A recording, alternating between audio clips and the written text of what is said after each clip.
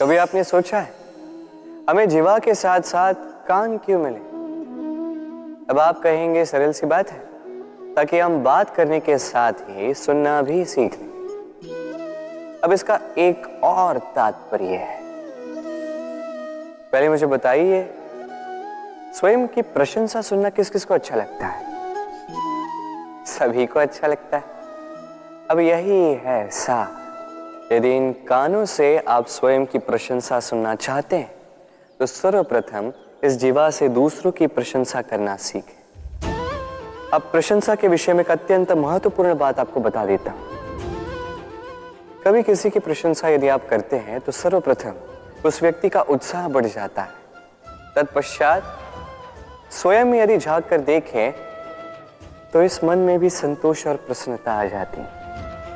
और एक बार ये मन प्रसन्नता से भर जाए, तत्पश्चात कोई प्रशंसा करे या ना करे, कोई अंतर नहीं पड़ता। इसलिए सदैव दूसरों का मान करें, आदर करें, उनकी प्रशंसा करें, प्रसन्नता बांटें। जिनमें जो भी अच्छाइयां हैं उन्हें बताएं, उन्हें स्मरण करवाएं कि वो भी अच्छे हैं। उनका उत्साह बढ़ाएं, वो जीवन में आगे बढ़ेंगे और ये जीवन आपको कभी पीछे नहीं रहने देगा। क्या आपने कभी दर्पण देखा है? क्या हम में से ऐसा कौन है जिसने दर्पण नहीं देखा? सभी ने दर्पण देखा है, दर्पण में स्वयं का प्रतिबिंब भी देखा है। किंतु किसने सोचा कि उस दर्पण के पीछे क्या है, उस प्रतिबिंब के पीछे क्या होगा?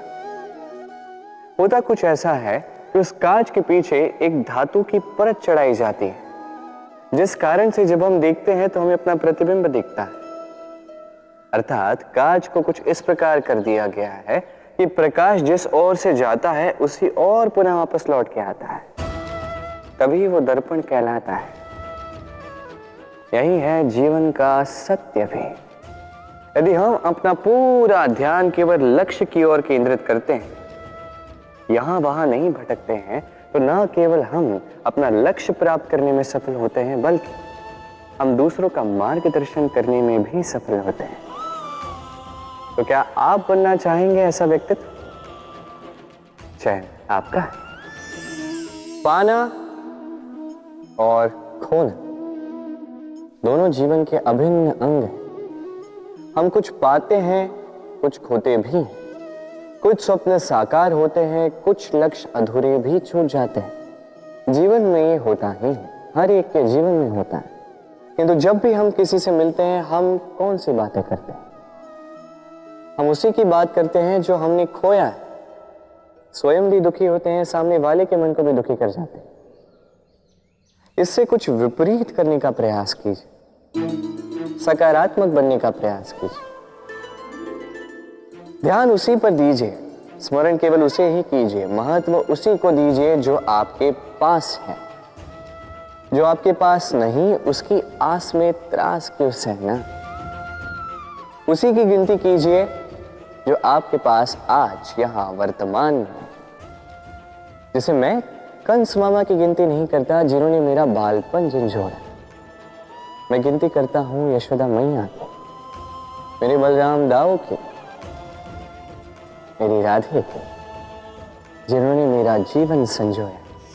सोच, ये सोच सच बनकर सामने आती है। ये कठोर सत्य है, क्योंकि सोच ही वो बीज है जो सत्य रूपी पौधे को जन्म देता है, उसे विकसित करता है। अब सोचिए, यदि ये बीज ये अकड़े का हुआ तो ये छाया नहीं, ये केवल कांटे देगा।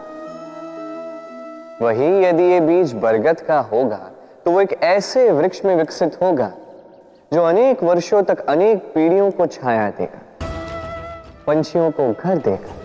उसी प्रकार ये सोच, यदि ये सोच छोटी सोच हुई तो आपको शंकाएं ही देगी।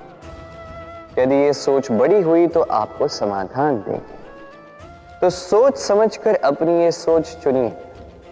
ये सोच आपको शंका भी दे सकती है, समाधान भी दे सकती है। क्या चुनेंगे आप, शंका या समाधान? छोटी सोच या बड़ी सोच? चयन आपका है। जीवन और मृत्यु दोनों जीवन के दो अटल सत्य हैं। जिसने जन्म लिया है उसे मृत्यु प्राप्त होनी है, यही नियति। अब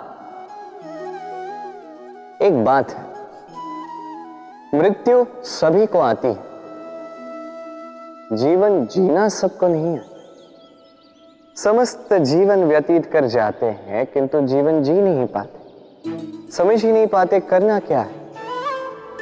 जीवन जिए तो जिए कैसे? जीवन जियो तो उस दिए की भांति जो अपनी लौ से असंख्य दियों को प्रकाश देता है, जो बुझते बुझते भी अंधकार से लड़ता है। कदाचित इसीलिए जहां दिए को रखा जाता है उस स्थान को पूजा जाता है, उसे पवित्र माना जाता है।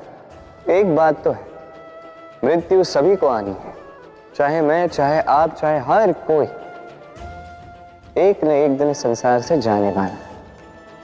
किंतु आपने इस जीवन में किया क्या, ये महत्व रखता है। और जिसे जीवन जीना आ गया वो मृत्यु के पश्चात भी जीवन जीता है, वो अमर बन जाता है। कहा जाता है व्यक्ति को अपने चरण दृढ़ रखने चाहिए, कि जहां चरण होंगे उसी के अनुसार मार्ग होगा, उसी के अनुसार लक्ष्य भी होगा। किंतु क्या केवल इन चरणों पर ध्यान देना ही पर्याप्त है? नहीं, इससे कहीं अधिक महत्वपूर्ण होता है आचरण। जैसा आपका आचरण होगा उसी दिशा में आपके चरण होंगे। यदि आपका आचरण उचित हुआ, श्रेष्ठ हुआ, तो देखिए आप पर्वत के शिखर पर भी पहुंच सकते हैं। किंतु यदि ये उचित ना हुआ तो आप उसी शिखर से नीचे धरा पर भी गिर सकते हैं। हाँ, गति के लिए चरणों पर ध्यान देना अति आवश्यक है, किंतु प्रगति के लिए आचरण ही अति आवश्यक है, उसके बिना नहीं होगा।